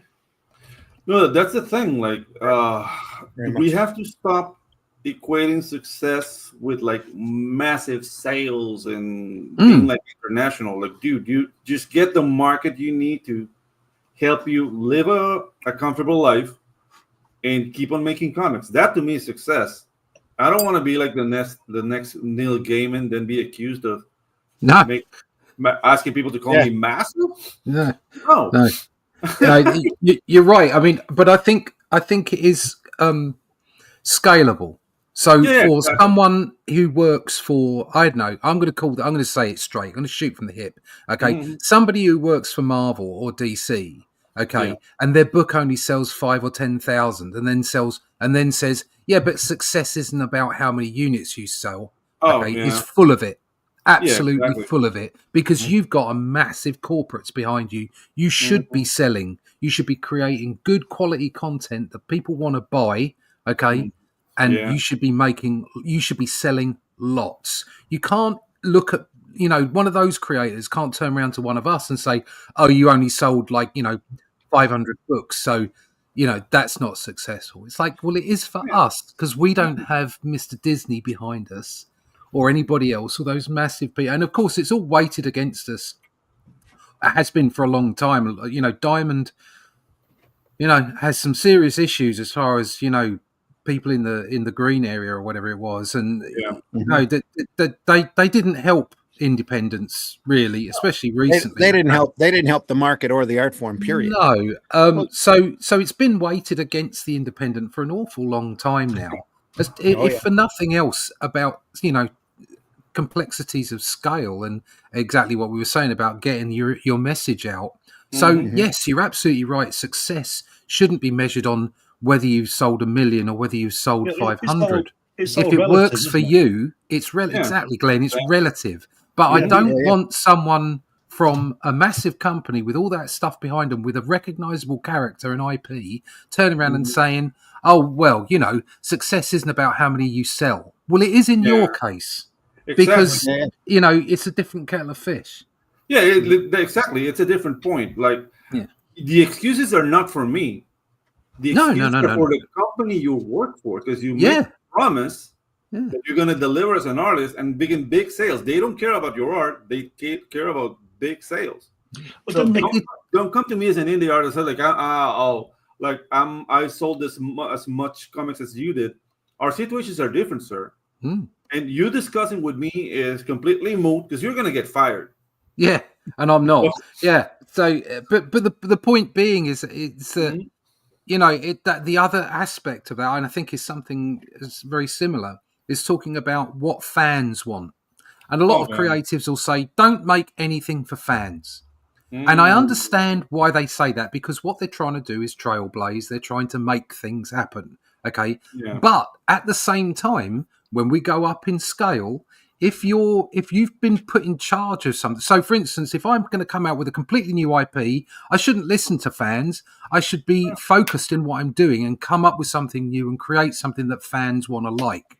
Okay. Yeah. But if you've just been assigned Batman, you must listen to fans. You must at least listen to the mood music, if not the specifics. Yeah. And you must be respectful of those IPs, because you're just one in a long list of people that's been given the responsibility of telling a story about that IP. Yeah. So it's and I see that the same way as you see success. It's like, as soon as you step into that corporate environment where you've got millions of dollars behind you, massive IPs, success and also fan interaction is a completely different thing. Exactly. And I have a thought about all these things, like, I want to draw what I want, or I want to put myself out there. And you don't find that much success? don't draw horny. Yeah. Dude, get it out of your system. Tell a story that's more universal. Like you can still be you without being a horn dog, because that's something that I think brings us down. Like people feel like freedom and they go directly to Sodom and Gomorrah. I guess that's fine, but not all the books can be that. I've seen some good quality horny books out there, though. Yeah. I mean, I'm not saying there are gems within all the stains on the wall. There's always gold in everything. Yeah, but there's also a larger amount of crap to weigh it down. Exactly. Just pick up any Serpieri Druna and you'll change. Yeah, exactly. Druna is fantastic. There you go. Yep. And I'm not bashing Druna, but sometimes you pick up a book and they drew it with one hand on Oh yeah, absolutely. Yep. And it's a matter of guys, like you want massive appeal, you want to be successful.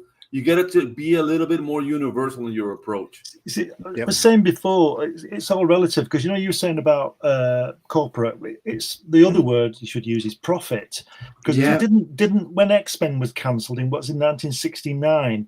I think they were selling either between 75,000 or 100,000 only. Oh yeah, I'm pretty sure you're right. Yeah, I'm pretty sure that any one of us on this panel now, if any of our products were selling between 75,000 and 100,000 every month, or maybe bi-monthly, I think we'd be pretty pleased. I wouldn't be here. Yeah, you wouldn't be mixing with us, scumbag. No, I wouldn't be here. Well, the thing with the X-Men too, when they were canceled after they had, the best of the best on that work for a few issues, and then they stopped, and then there was such a demand for the concept and for the characters. They did a couple of test appearances, and that they saw the bump in sales, so they started reprinting the old X-Men again that were horrible in sales, and those sales were bigger than ever. But the Werner Roth reprints out there were selling almost more than what they were originally. It also was partly down to Neil Adams coming on board as well, wasn't it? Because he changed the entire style of that book and comics to an extent. Yeah, I mean, there's a thing to be said about being ahead of your time, and I think the X-Men suffered from that. Like the concept was way ahead of its time because you're like children of the atom, and and nuclear. And I mean, even in the 80s when I was in school, nuclear power and nuclear bombs sounded like witchcraft. So I couldn't imagine how people viewed that whole, like, I don't know, like it should be a little bit upsetting. No, you guys were young strapping young lads at that time. Like, do you remember that? How were they seen? What, like, that rejection came from where, or that apprehension to get into it? Well, when I first stumbled across the X-Men, they were in a guest appearance in Captain America, Cyclops and Xavier and Ms. Marvel Girl. But I had seen them earlier on the Captain America cartoon and had no idea who the characters were, and then dug up the old reprints and then started following the reprint books that after Adams, was done. And when Giant Size X-Men come out, I think I was in either junior high or I was either a junior or senior in high school. It literally blew my mind. Just love the Cockrum artwork and the fact that it was an international team and all of these oddball characters suddenly pop in that you have to know about. Now that's been part of Wolverine's big appeal, is that he just walked in. And, that was another thing. Like, I don't know if you guys are aware of this, but the cool thing about the X-Men internationally is that every country was waiting for its own X-Men. Yeah. You know what I mean? Like when like Sabra came out and they go, Israel is represented. And that's why they did Contest of Champions, is they pulled characters in from all over the world. Yeah. This is just my opinion, but I think the reason the X-Men went down the tubes in late 60s was because of the team that was working on it, because Werner Roth is not the most dynamic artist around. No, and don't forget, at that point, Fantastic Four and Spider-Man were doing really, really well. So if I think that if Kirby would have gone back on to X-Men or Buscema or some big name, it would have picked up. But we'll obviously never know, and I don't know whether that's right or not. But that's the impression I got, and I got that impression at the time because I used to buy them. I was around in those days, and I was that's buying why I'm asking. I was buying a lot of comics, and even then, it was clear to me that the team on, like I said, on the X-Men and on the Avengers, which was Don Heck, who's not for me the best artist around. He's a good inker, he's a good artist, but he's not dynamic enough. And I think that it boils down to the fact that Werner Roth and Don Heck, in particular, weren't as good storytellers. Because let's not, lose the fact that Stanley was telling these people, the artists, to write the story. So they weren't as good as Kirby, Buscema, Steranko, Ditko. They weren't those guys, and I think that's why those two titles in particular not failed, but didn't do as well as the others. Had a rough time, for the longest time. Sure, can't help but agree. Shall we turn this page here? Yeah, let's do it. This is it. And this is it. Oh, okay. That's it. Yep. There's a little 9-panel grid. Nice. I don't know. Like people say, like 9-panel grids look old timey, but if they do the job, they do the job, man.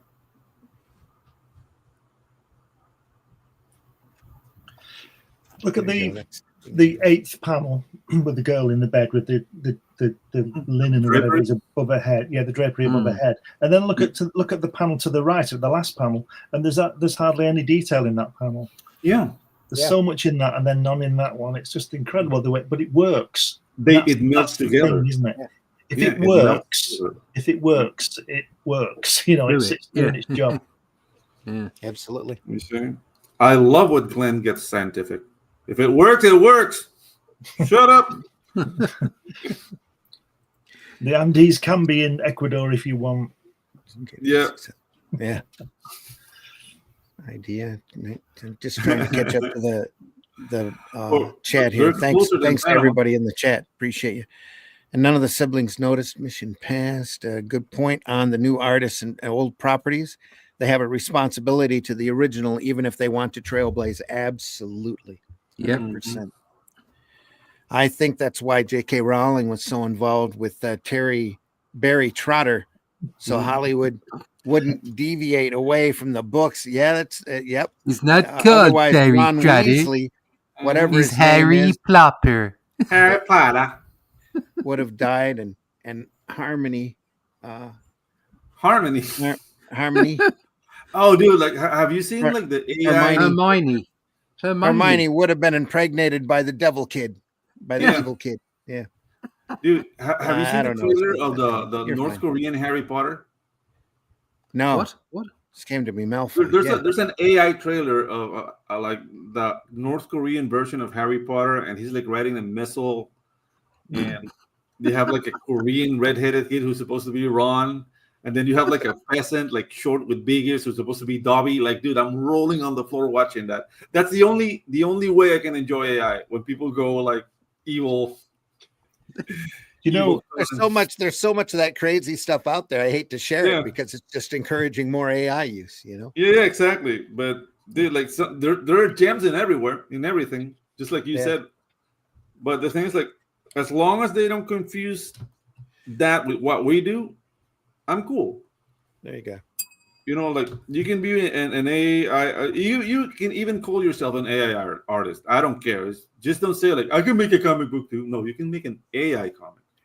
That's fine. That water damage working here. Yeah, water damage. Wow, dude. Yep. This book in itself is a story. There's Russell. Yeah.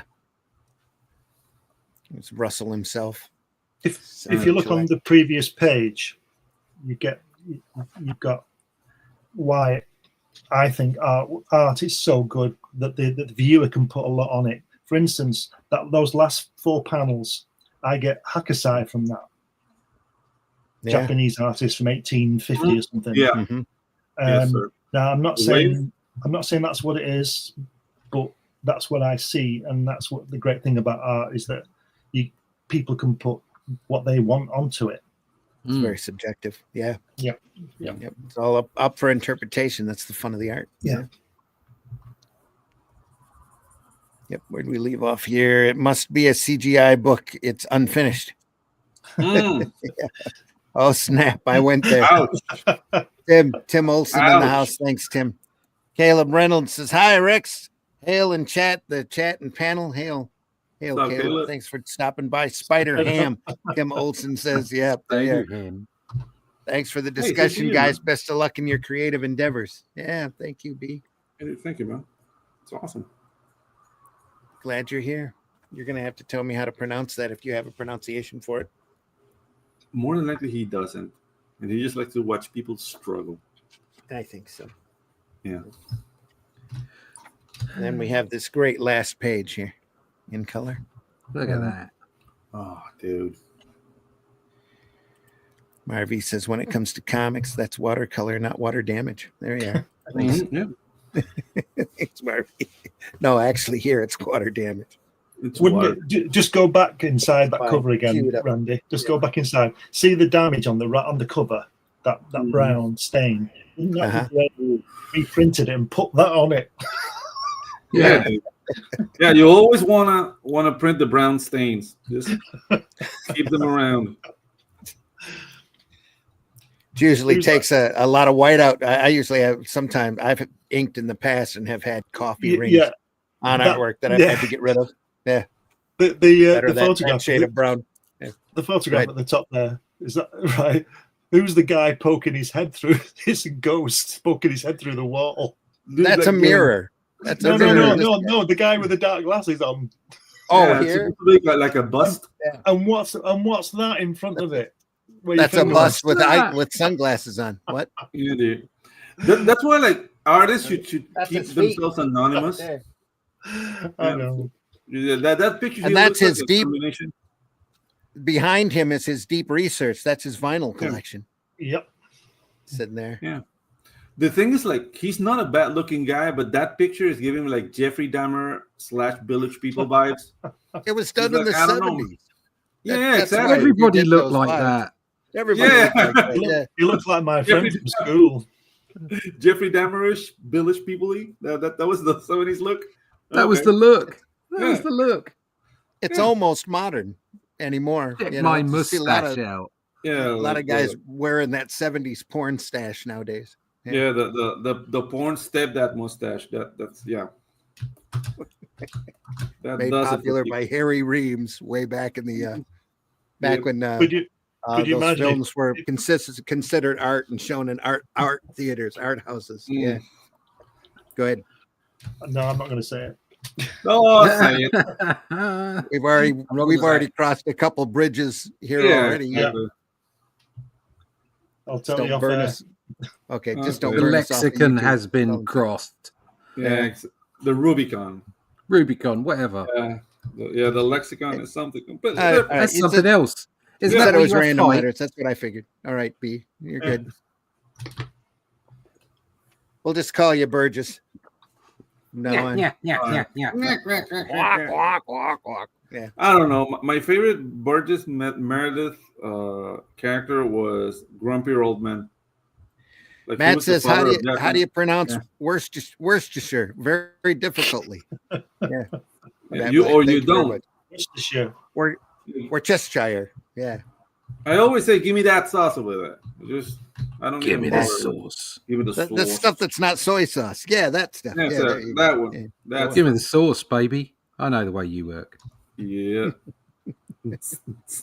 Worst mustache is the pencil thin one. Oh yeah. Oh yeah, dude. That Snidely means you- Whiplash mustache. Yeah. Yeah. Yeah. That means you have chloroform in your handkerchief. And a top hat back home and a black Yeah. cloak. Yeah. Whoa. Sure. All right, folks. That was Night Music 1 from Eclipse. P. Craig Russell's masterpiece here, science fiction and fantasy work. Fun stuff, great stuff to look at. We're glad you were able to swing by and look at it with us. whenever you watch us. We know the majority of you guys watch us, or majority of our viewers are after the fact, and we love you very much. If you are watching this and you enjoyed this program, please hit that like button, hit a thumbs up, subscribe to whatever channel or platform that you're watching us from that you can. Any type of interaction just goes to help our algorithm and helps us get more visible to a larger audience. Can I just say something about this cover? It's a great example of how to kern in typesetting, because if you look at the bottom, it says introduction by Steranko. Oh, there you go. There's got extra kerning in between the by and the S. Sorry about that. Can't believe it's not done on purpose. Do you know what I'm saying? Yeah. Never know. Just remove the G from that word. Yeah, I call it the grape stash. Yeah. Grape stash. Yeah. I call it a grape stash. This is damn, you said it. Yeah, okay. It's like from that word. Guys that the guys that go a lot, Oh, gotcha. Yeah, all right. Finally got what you were saying, Tim. Sorry. Slow on the uptake. Next Sunday, folks, we're going to be looking at a personal favorite. I think one of the oddest series from the Golden Age by a great artist, somebody who I respect greatly, who doesn't get enough mention anymore. It's a science fiction series that, in order to describe it, is almost the same as trying to explain curling to Pedro. Yep, impossible. That is the Atomic Knights. Next week, guys, and after the great apocalypse in radiation resistant armor, riding mutated Dalmatians the size of horses. Oh, you know it. It's got to be done. You know it. It's great stuff. He has a disco ball for a head. I love it. Great stuff coming up. Written by John Broome and with artwork mostly by the great Marie Anderson, who is one of the greatest DC artists during the Silver Age. It's definitely one of the best inkers out there. Just a great artist. But we'll look at that next week. This Friday on Comics by Night, we're going to continue our look at another great master's work, the Inkle. Oh, the Jodorowsky. Yeah. Incal. Yeah. The Incal. Yeah. Worcestershire. Yeah, Worcestershire. Exactly the same thing. Yeah. Yep. Same thing. Yeah. Mobius on Friday. Comics by Night, 5 a.m. Fridays. And then Atomic Knights next Sunday. On Sunday. Yeah, if you like Jodorowsky's work, go look up for a film called El Topo so you can stop. There you go. Yeah. Just give us a quick glimpse of inside that Atomic Knights, Randy. Yeah. Please. I'm more intrigued on that. I've read the Incal. Whoa, okay. Oh. Right. Old school. Yeah. Very Silver Age. Very Flash Gordon. Yeah. Yeah, it is. Let me find one. Let me find one with the Dalmatians here. That nice. It's always fun. There we are. Little Dalmatians. That's awesome. Size of dogs. Bork. He's a good boy. He's a good boy. They're all good boys. Yeah.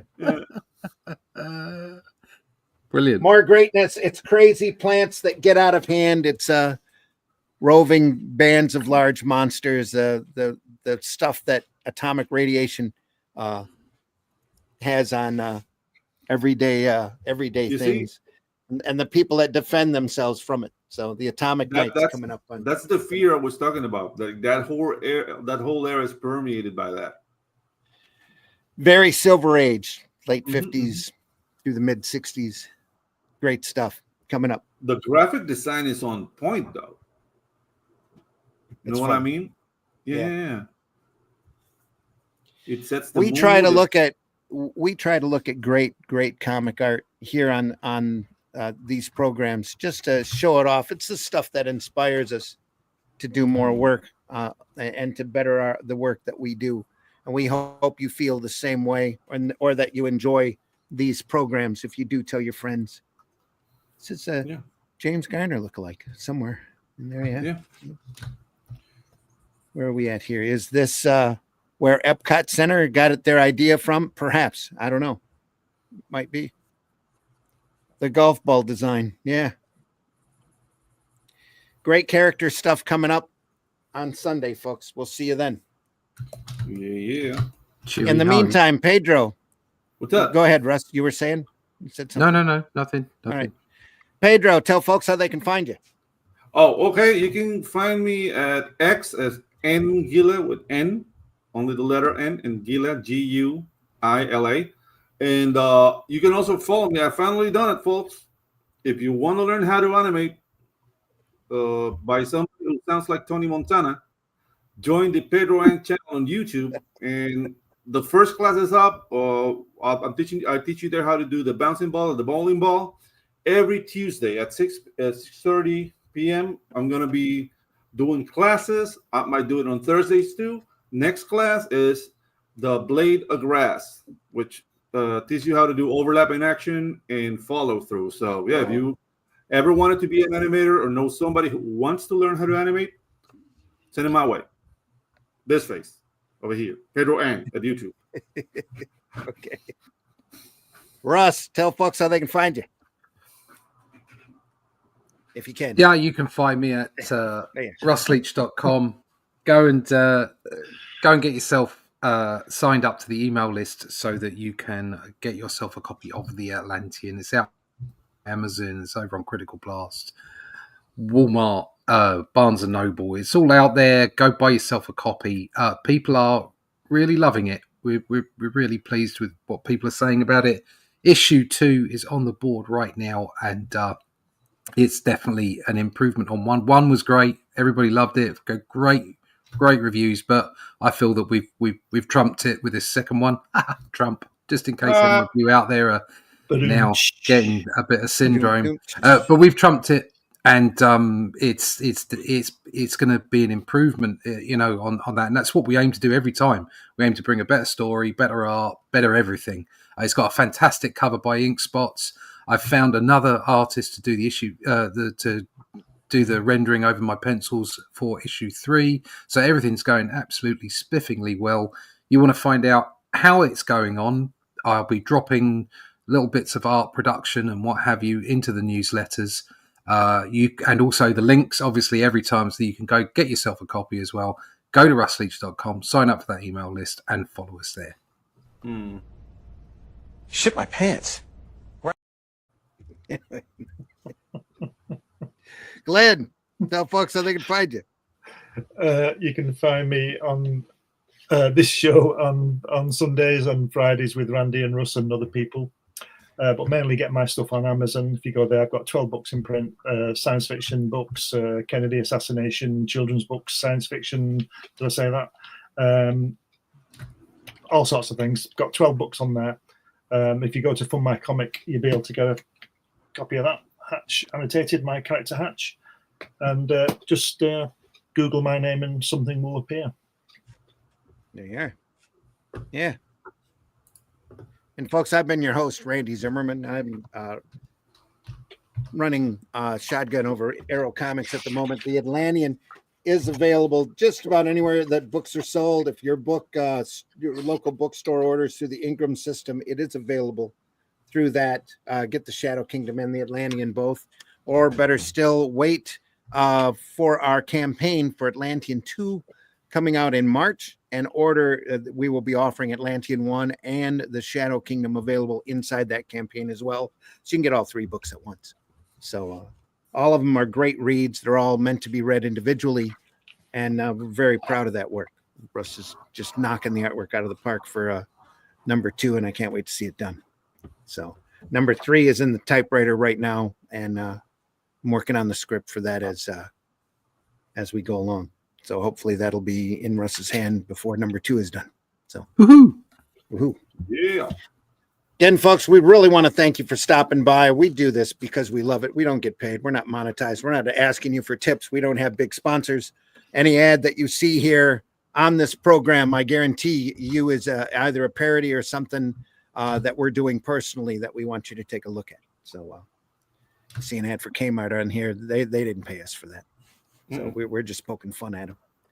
So anyway, we deeply enjoy you being here. We love doing this. We do it because we love it, and we love looking at this artwork and this great stuff. If there's something out there that you want us to take a look at, drop us a line, leave us a comment. We'll definitely consider your suggestion. I can tell you there's a lot more Wally Wood coming up in the very near future. I have got Slain handy for us to take a look at, as well as of a number of other works. We've got Kirby's New Gods sitting here waiting for us to take a look at, and all sorts of other great stuff. So like I said, if there's something out there you want us to take a look at, let us know. There's so much of this great sequential artwork out there that's just phenomenal, done by people who have been workhorses and who have this great individual talent and individual style.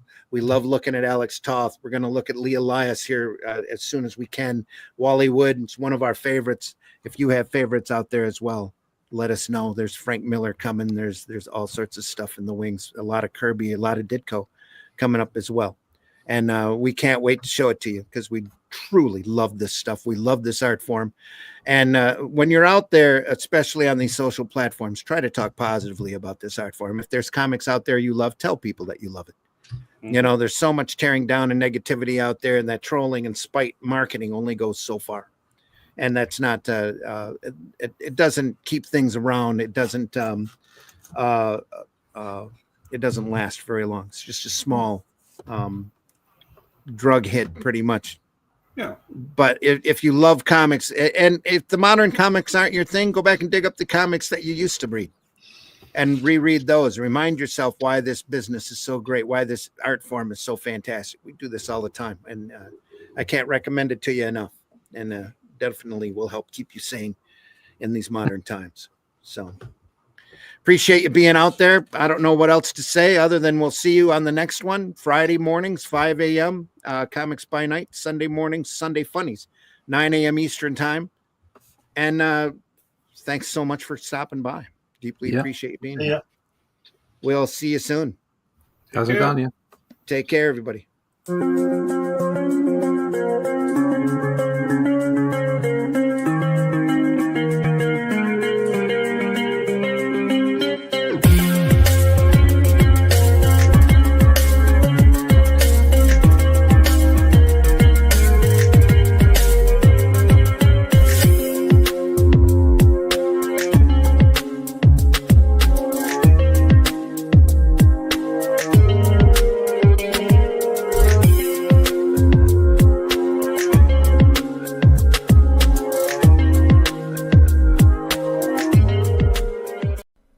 Look, everybody's entitled to be an idiot.